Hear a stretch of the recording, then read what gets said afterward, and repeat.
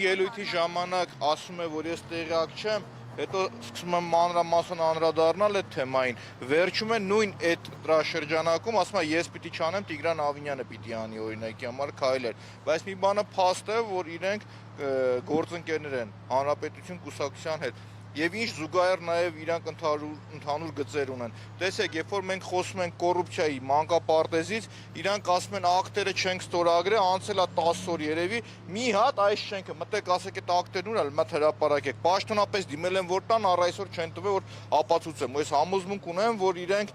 200 միլիոն ու ավել երևի ստորագրել են դրա տակ օրինակի համար։ Հենց կոռուպցիայից սկսում ես, իրանք սկսում են ընկնել հիստերիայի մեջ ու ուղղությունը շեղել։ Երբ որ մենք սկսեցինք խոսել կոռուպցիայից, մանկապարտեզի խնդրից, Լիլիան Արմի խնդրից, իրանք այս ամբողջ պատմությունը սարքեցին Հանրապետություն կուսակցության հետ։ Երեք երկու պատգամավոր հարցնում են մեր վերաբերյալ հստակ։ Ասում են, ինչ ա եղել, մանկապարտեզը կոռուպցիան, ու դու մենք տեսանք ինչ մի հատ մեծ հիստերիա աղմուկ բարձրացավ, այսինքն բոլորը մոռացան, որ այս ամբողջը գալիս է կոռուպցիայից, հենց կոռուպցիան խոսում ես, ի ցույց ես դնում այդ թալան ամեն ինչը, իրանք սկսում են հակառակն անել։ Նիկոլ Փաշինյանի ելույթը խնդրում եմ, դրեք միջև վերջ լսեք, 3 անգամ ինքը հակասում է ինքը իրեն, ասում է տեղյակ չեմ, հետո ասում է չէ, քննարկումը եղել է, այստեղ եղել են իրար հետ։ Հետո ասում է չէ, իրանք իրար հետ արել են, իրանք են որոշել ինչ պետք լինի, ոնց պետք լինի, հասկանում եք, ու արդեն այստեղ ակնհայտ է դառնում, որ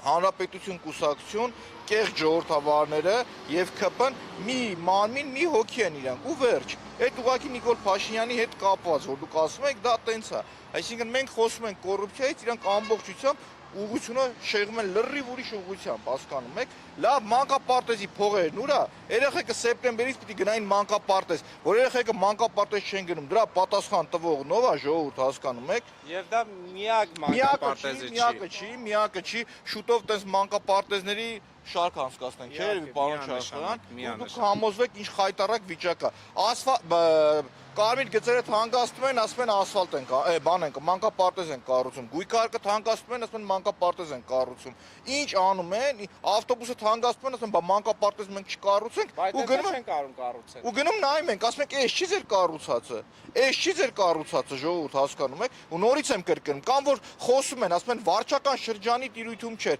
Եթե իրանք կարդալ է, չգիտեն, խորհուրդ կտամ Երևանի մասին օրենքը կարդացեք։ Երեք լավ է, Տիգրան Ավինյանը բացահայտ ասեց, իմ ներկայացուցիչները վարչական շրջանի ղեկավարներն են, այդքան է չի։ Առողջություն համեր։ Այսինքն ես այդ դրան եք անդրադառնում, այդ ավարտեմ, այսինքն փաստ է, չէ՞ որ Տիգրան Ավինյանի ներկայացուցիչը այդ մարդն է։ Իսկ քաղաքում կատարվող ամեն ինչի պատասխանատուն Տիգրան Ավինյանն է։ Եվ ես նորից եմ կրկնում, այն մարդիկ քաղաքային իշխանության կլինեմ ես, տեստեի կանգնած հասարակ ինչ որ մի հատ աշխատող, որը կտեսնի, որ մեր հարկատուների ձեր ժողովուրդ բոլորի վճարած փողերը այտենց փոշիացնում են, այդ վիճակում մանկապարտեզը, այդ մարդիկ բարոյական արժեհամակարգի հետ խնդիր ունեն։ Եվ բարոյական արժեհամակարգ այստեղի հետ է կապված, հասկանում եք։ Իմ մեղադրանքը, տեսեք, իմ մեղադրանքը հետևյալն է, որը որ ես չեմ ընդունել եւ հայտարարություն տալուց հետո չեմ մասնակցել գործողություններին, հետևյալն է, որ ես